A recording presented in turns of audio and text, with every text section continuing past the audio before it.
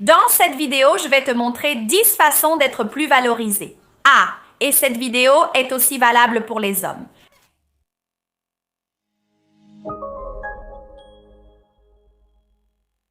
Bonjour, ça va? Soyez la bienvenue sur la chaîne Étiquette et Protocole. Je suis Juliana Santiago et voici la vidéo. Je vais te présenter des façons d'être plus valorisé. Tu vas aussi te sentir plus valorisé, te sentir utile, te sentir bien avec toi-même.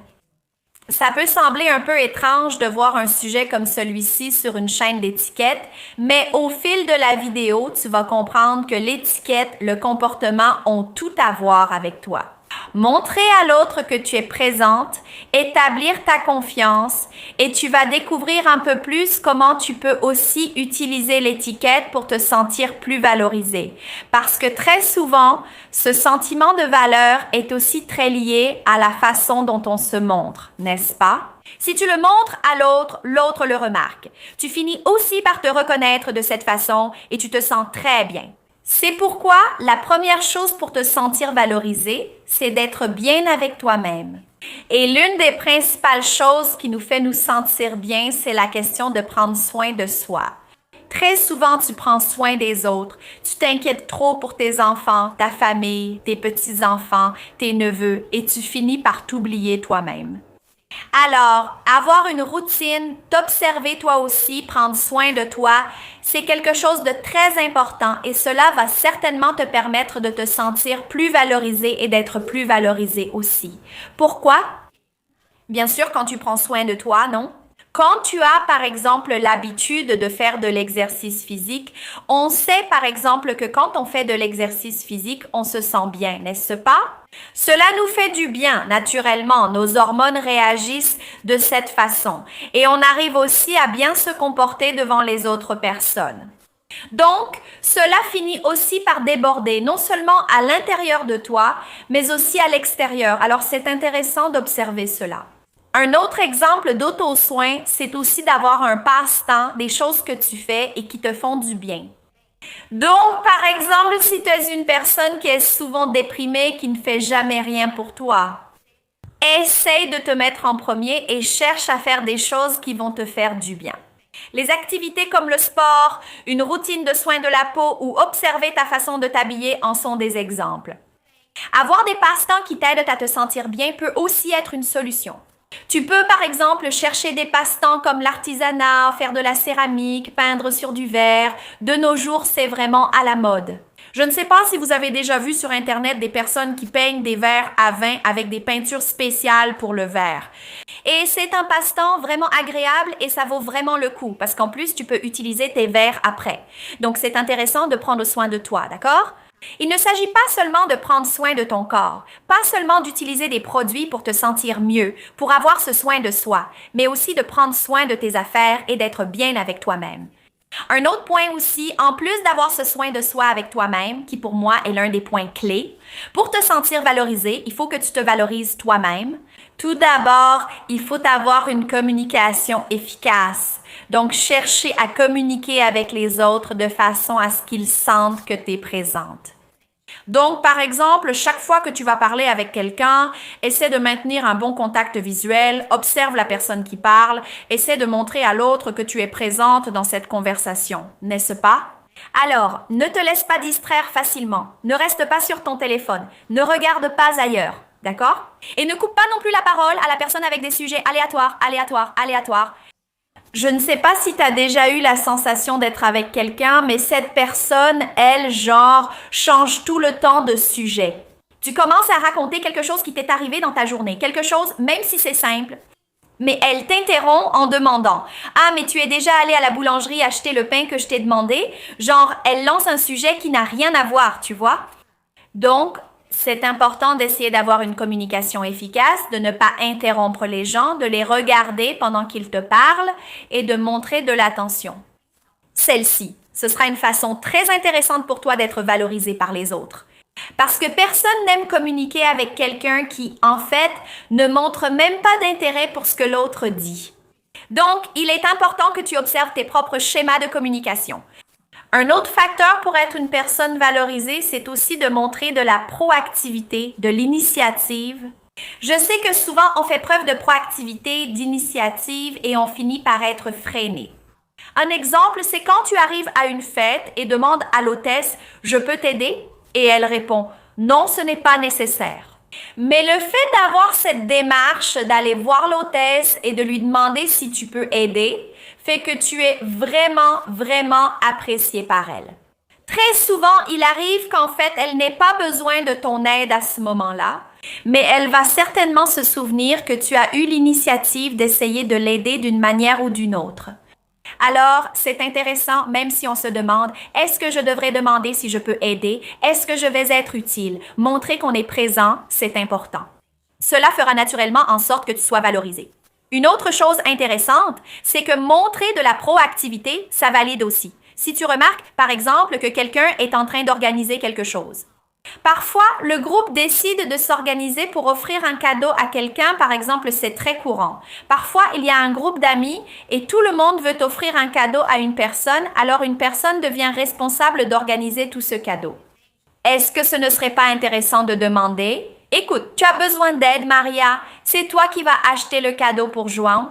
Mais est-ce que tu veux que je t'aide pour quelque chose? Tu veux que je m'occupe d'une carte parfois pour ne pas te surcharger? » Il se peut que Maria dise « Ah, ne t'inquiète pas, Juliana, je n'aurai pas besoin de ton aide. » Mais rien que le fait d'être présente, de prendre cette initiative, ça me permet déjà de marquer Maria et, naturellement, elle va me valoriser. C'est pour ça, tu vois, je vais apporter ce sentiment de mince. Juliana est quelqu'un de bien, elle est venue ici, elle m'a demandé. Donc, c'est intéressant que tu penses à ça maintenant en revenant un peu sur la question de se sentir valorisé. Pas seulement d'être valorisé, mais de se sentir valorisé. Ce que j'aime souligner, c'est où en sont tes objectifs. C'est quelque chose qu'on laisse souvent de côté, tu sais, on ne se rend pas compte de l'importance, on met ça de côté. La question des objectifs, qu'ils soient personnels ou professionnels, concerne surtout des objectifs bien définis, tu vois. J'aimerais vraiment faire un voyage en avion, j'aimerais vraiment, je ne sais pas. Parfois, il y a un objectif de perdre du poids, parfois un objectif d'acheter une voiture, d'acheter une maison. Parfois, tu veux être promu, je ne sais pas quel est ton objectif, n'est-ce pas?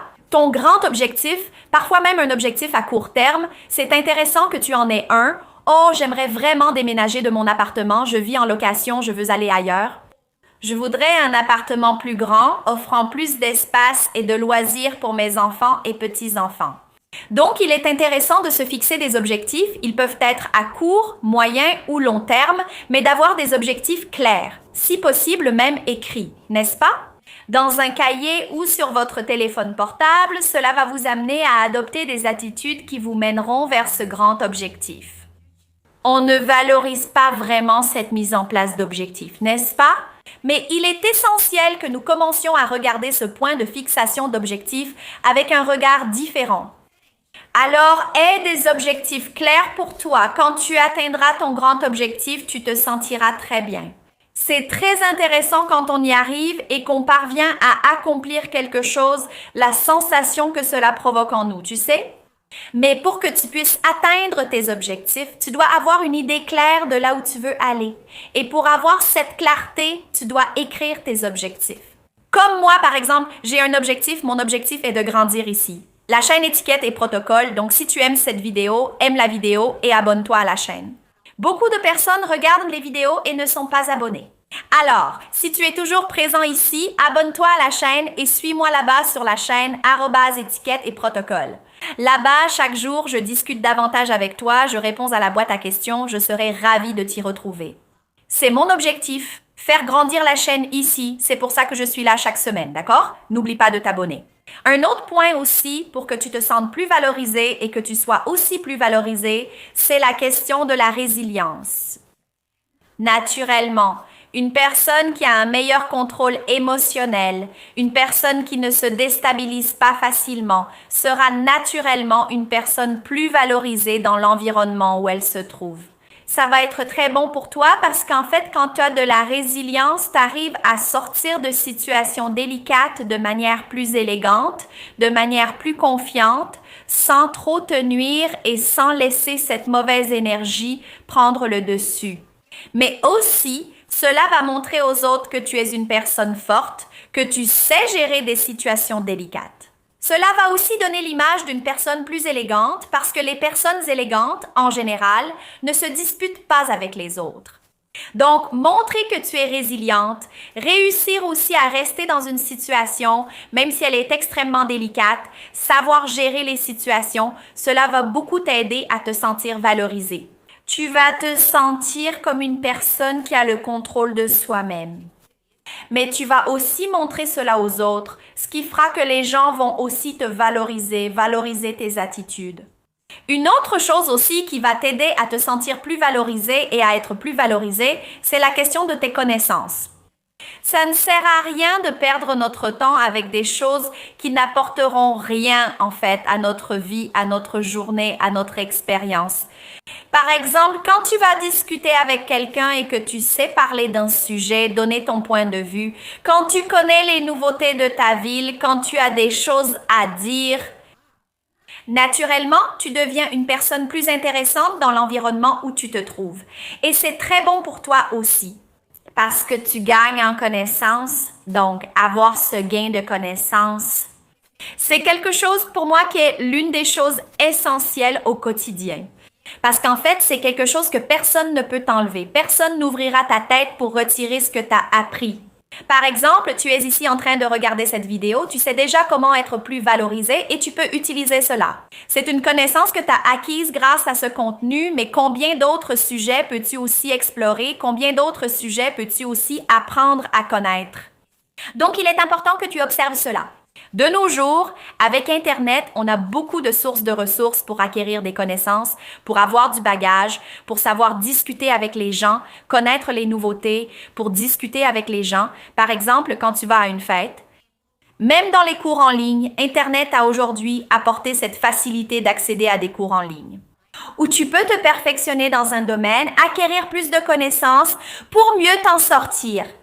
Parfois, apprendre une langue, quelque chose dans ce sens, ça va aussi beaucoup t'aider à te sentir plus valorisé. Et j'en ai déjà beaucoup parlé, mais une chose qui va te permettre d'être valorisé, c'est la question de la confiance en soi. J'ai dit, je pense, tout au long de la vidéo, que le fait de développer cette confiance en toi va faire que, naturellement, tu te sentiras valorisé. Tu sais que ce que tu fais est juste, que c'est le mieux. Cette sensation est très agréable. Elle va te permettre de te sentir très bien avec toi-même. Mais cela va aussi montrer aux autres que tu es une personne sûre d'elle. Donc, lorsque tu cherches à acquérir des connaissances pour devenir une personne confiante, pour avoir cette assurance, naturellement, tu adoptes des attitudes qui inspirent la confiance. Les gens le ressentent, le perçoivent et te valorisent comme une personne sûre d'elle et pleine d'assurance. Les amis, cela signifie simplement que tu es sûr de toi dans ce que tu te proposes de faire. Donc, par exemple, si tu vas dans un restaurant et que tu sais utiliser une fourchette, que tu sais utiliser un couteau, que tu sais utiliser une serviette en tissu, tu vas te sentir confiante, tu auras cette assurance en toi et tu réussiras à transmettre de la confiance aux autres personnes. Si tu vas à une fête où tu ne connais personne, si tu sais lire l'ambiance, si tu sais comment te comporter dans une telle situation, naturellement, tu vas réussir à mieux t'intégrer, tu auras de meilleures attitudes. Et naturellement, tu vas aussi réussir à avoir cette confiance en toi parce que tu sais déjà comment agir et tu seras aussi perçu comme une personne confiante. Donc, tout est un peu lié, alors avoir des connaissances sur les schémas de comportement, sur la manière de montrer de la confiance. Comment vais-je devenir plus confiant? Comment vais-je projeter mon regard et mon ton de voix? Tout cela va t'aider à avoir plus de connaissances, plus d'expérience pour montrer en fait à toi-même et aux autres que tu es une personne confiante. Donc, chercher ce type de connaissances va beaucoup t'aider. C'est pourquoi je voulais t'inviter à participer à notre formation sur l'étiquette et les bonnes manières. Juste en dessous, il y a un lien vers notre cours. C'est une formation très complète où tu vas tout apprendre sur le comportement, comment promouvoir une bonne image personnelle. Tout cela pour que tu deviennes une personne plus sûre de toi, plus confiante et aussi beaucoup plus élégante. Clique sur le lien ci-dessous avec le code promo YouTube. Si tu n'as encore suivi aucune formation dans notre école, tu bénéficies d'une réduction spéciale, alors utilise le code promo et je t'attends là-bas. Un autre point important est d'avoir du respect et de l'empathie. On ne peut pas parler d'être valorisé sans parler d'empathie. C'est un sujet qui est beaucoup débattu de nos jours, mais je pense qu'il est très peu appliqué en réalité. En pratique, beaucoup de gens disent « Ayons plus d'empathie dans notre société », mais en réalité, les gens ne cherchent pas à le mettre en œuvre concrètement. Donc, c'est important d'avoir de l'empathie envers les autres. Une autre attitude concrète aussi, pour qu'on puisse rechercher et avoir du respect et de l'empathie de nos jours, c'est aussi d'essayer, par exemple, d'aider des personnes qui peuvent éventuellement avoir des difficultés. Je me souviens que lorsque j'étais enceinte, il y avait peu d'endroits où les femmes me laissaient passer devant aux toilettes. Par exemple, une fois je suis allée au cirque et il y avait une file énorme, j'étais enceinte. Il n'y avait que des femmes dans les toilettes parce que je suis allée aux toilettes pour femmes et aucune d'entre elles ne m'a laissé passer. Je montre du respect parce que j'avais un ventre énorme ou de l'empathie pour ma situation. Des personnes, beaucoup d'entre elles, qui avaient déjà vécu ce que j'étais en train de traverser à ce moment-là. J'avais très envie d'aller aux toilettes car enceinte on y va souvent, c'est dur de se retenir et personne ne m'a laissé passer dans la file. Donc, c'est intéressant d'essayer d'avoir de l'empathie, même dans les petits détails. Tu sais, ne pas se garer au mauvais endroit, respecter les règles du lieu du cinéma pour vraiment privilégier une bonne cohabitation quotidienne avec tout le monde. Un autre facteur pour être une personne plus appréciée, c'est aussi de savoir valoriser les autres, reconnaître les actions des autres personnes. C'est très important de montrer de la gratitude, de remercier les gens, mais aussi de reconnaître ce que les autres font pour nous. C'est une grande attitude que nous pouvons avoir dans notre vie et cela fonctionne même dans des situations très concrètes, par exemple. L'autre jour, il y a eu une fête ici dans mon immeuble organisée par la classe de ma fille. Donc, il y avait beaucoup de pères, de mères, d'enfants et beaucoup de personnes sont venues, n'est-ce pas? Oh, c'est super, je suis venue chez toi, félicitations pour l'organisation. Et j'ai tenu à préciser que je n'étais pas la seule à avoir organisé, que d'autres personnes m'avaient aidée, que d'autres avaient contribué. J'ai valorisé l'initiative et le fait que d'autres personnes aussi aient participé à cet événement, n'est-ce pas? Je n'ai pas été la seule à organiser cet événement, cette réunion, d'autres personnes ont collaboré. Et c'est intéressant, même dans les détails, même au quotidien, d'essayer de reconnaître les autres personnes. Par exemple, vous êtes au travail, vous avez un projet dont vous êtes la responsable, vous devriez recevoir tout le mérite de ce projet. Est-ce que d'autres personnes n'ont pas aussi contribué à la réalisation de ce projet avec vous? Donc, reconnaître les personnes qui sont proches de vous et valoriser l'attitude des autres, naturellement, cela vous fait aussi vous sentir bien. Vous sentez que vous faites ce qui est juste. Mais les gens aussi, quand ils voient que vous les valorisez, ils commencent à valoriser. Pour vous, c'est comme une chaîne. C'est un processus sans fin, disons-le ainsi. Un autre point aussi pour être une personne plus valorisée, c'est de savoir s'adapter, d'être plus flexible.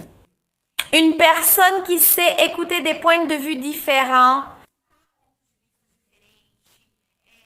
est aussi disposée à écouter des points de vue différents. Elle est prête à apprendre, quel que soit son âge. Une personne qui est disposée à écouter les plus jeunes, même à un stade plus avancé de la vie. Il est intéressant de savoir s'adapter, de chercher de nouvelles connaissances, de rechercher de nouveaux points de vue et aussi de savoir écouter. Ces nouveaux points de vue, ces nouvelles formes d'expression et ces nouveautés qui existent à tout moment dans notre société. C'est un point de vue politique, souvent c'est un point de vue sur quelque chose de nouveau qui est apparu sur Internet. Ce n'est pas intéressant de se renfermer dans son propre monde et de ne pas être disponible pour écouter de nouvelles choses.